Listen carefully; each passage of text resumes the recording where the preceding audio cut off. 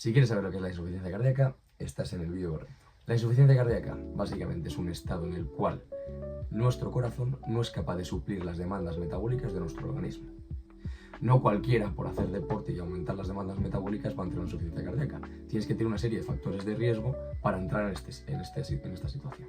¿Qué factores de riesgo o qué situaciones pueden desencadenar una insuficiencia cardíaca? Algo que pueda hacer que falle el corazón, como puede ser un infarto de miocardio, una arritmia, una fibrilación auricular por un agrandamiento, por ejemplo, de la aurícula, por la creación de un foco ectópico a nivel de la aurícula, puede producir que el corazón no se contraiga bien y que no sea capaz de irrigar los tejidos. Básicamente, pues un fallo en la estructura o un fallo en el sistema cardioconector del corazón. Y luego, ¿qué es lo que puede aumentar las demandas metabólicas? Pues efectivamente, un ejercicio muy extenuado puede hacer que el corazón diga, bueno, hasta aquí ya, ¿no? Hasta aquí, que ya me tienes harto.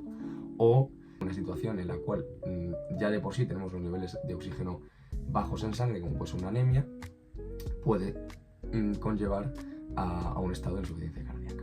Nuestro organismo es muy listo, como ya sabemos, y en una situación en la cual nuestro corazón, que es básicamente el órgano prácticamente más importante que tenemos en nuestro organismo, no funciona, se dan una serie de mecanismos de compensación. Estos mecanismos de compensación básicamente se utilizan para ayudar al corazón que está costando a que funcione correctamente. Vamos a la larga, que básicamente son la dilatación de las aurículas y las cavidades para que llegue más sangre y pueda expulsarse más, así como la hipertrofia puede ser concéntrica o excéntrica en función de si hay un aumento de volumen o un aumento de la presión para salir de la salida del ventrículo. Si nosotros tenemos aquí lo que viene a ser el callo aórtico, aquí está el ventrículo izquierdo y aquí hay un aumento de presión porque la válvula está más cerradita, la hipertrofia va a ser concéntrica. ¿Por qué? Porque se van a concentrar las fibras porque hay un aumento de presión. En cambio, la hipertrofia va a ser excéntrica, es decir, hacia afuera y sin engrosamiento de la pared. Si lo que ocurre es que llega mucha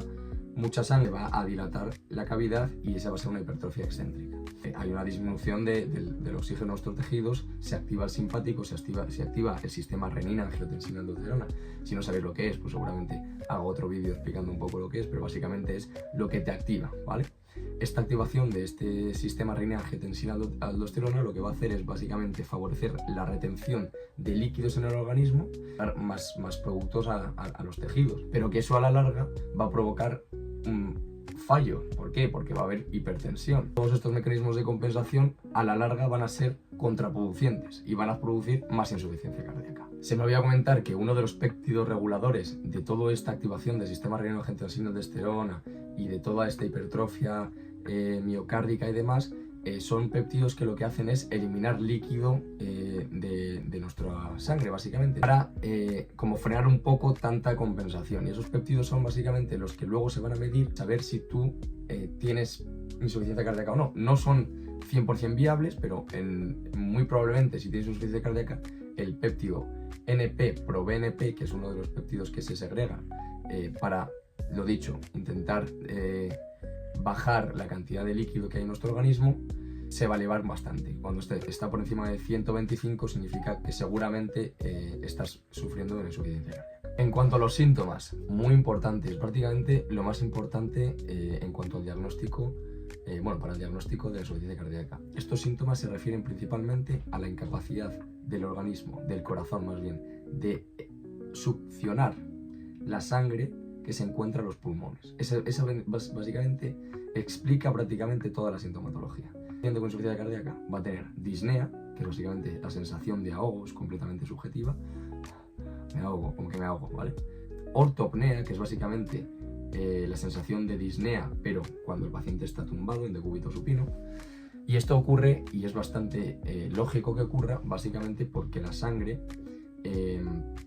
viene de los territorios más hacia abajo y, por así decirlo, encharca los pulmones, encharca las bases pulmonares, que es donde más intercambio de oxígeno hay. Entonces el paciente no es capaz de, por mucho que respire, no va a poder intercambiar oxígeno por CO2 y viceversa, ¿sabes?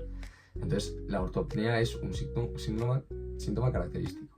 Vuelvo a ella, la disnea a grandes esfuerzos, quiere decir a salir a andar a un trote bastante acelerado, luego va a ir a pasar a ya solo andando, luego a moviéndome, haciendo las tareas de la casa, y luego ya va a ser una disnea en reposo. Un signo que se puede auscultar es básicamente la asma cardíaca, que es la escucha de sibilancias precisamente por la congestión que hay en los alrededor de los alveolos.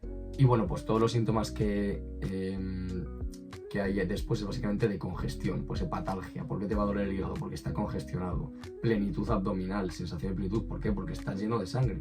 Entonces básicamente son todos esos. En resumen, la disnea, la ortopnea, disnea paroxística nocturna, que no la he mencionado, pero básicamente es cuando te vas a dormir, estás en ortopnea, la sangre se encharca los pulmones y te hace que te quieras incorporar para poder respirar. Entonces un paciente que está en la camilla más o menos levantado, pues lo más seguro es que tenga una insuficiencia cardíaca. También los edemas maleolares en los tobillos que dejan fobia, eso significa que no es un edema linfático, también es otro signo. Pero bueno, estos son más signos que síntomas. Los síntomas ya los he comentado. En cuanto a la exploración física, es un paciente que va a estar inquieto, es un paciente que le cuesta suplir las necesidades del organismo, va a estar taquipneico, va a estar inquieto, hemos dicho, pues eso, va a estar es un paciente que su corazón no está funcionando, entonces es lo que te imaginas.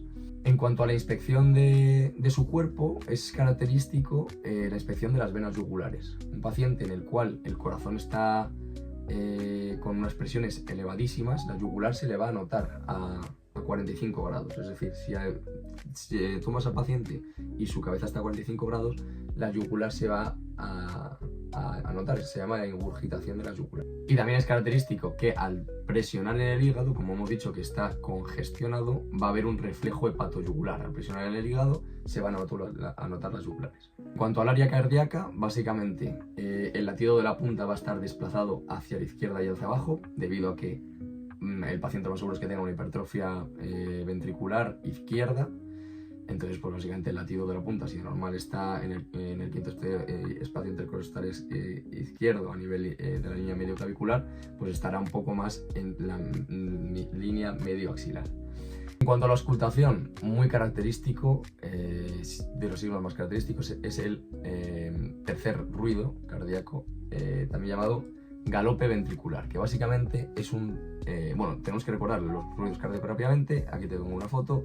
Tenemos el S1, S2, S3, S4, ¿vale? Es muy sencillo. Entre el S1 y S2 se produce la sístole. Entre el 2 y el 1, todo es diástole. Entonces el 3 está justo después del 2, que es básicamente el principio de la diástole. Por tanto, se llama soplo protodiastólico. Este es siempre patológico. Y este se produce principalmente por la contracción de la aurícula en la diástole. Como hay poca distensibilidad del ventrículo, debido a que hay seguramente una hipertrofia concéntrica, se escucha un soplo debido a que se mueve de una forma diferente la sangre, ¿vale?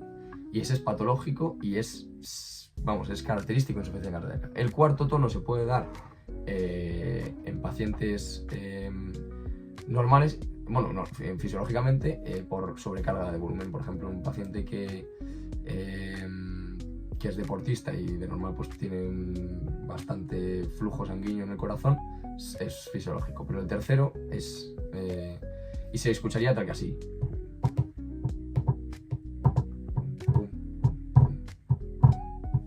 como un galope básicamente. Lógicamente todas las insuficiencias cardíacas no son iguales, entonces hay una división que se llama básicamente la división de Nija, y se divide en 4 tipos de insuficiencia cardíaca en función de la capacidad que tiene el paciente de realizar actividades cotidianas sin referir disnea. Si estás en Nija 1, básicamente lo que tienes es una disfunción del ventrículo, pero estás asintomático. Puedes hacer vida normal, puedes moverte de un lado para el otro, puedes hacer deporte y no notas ni disnea ni síntomas de insuficiencia cardíaca como los hablados anteriormente. En Nija 2, aquí sí, aquí ya a nada que tenemos un poquillo, ya disnea.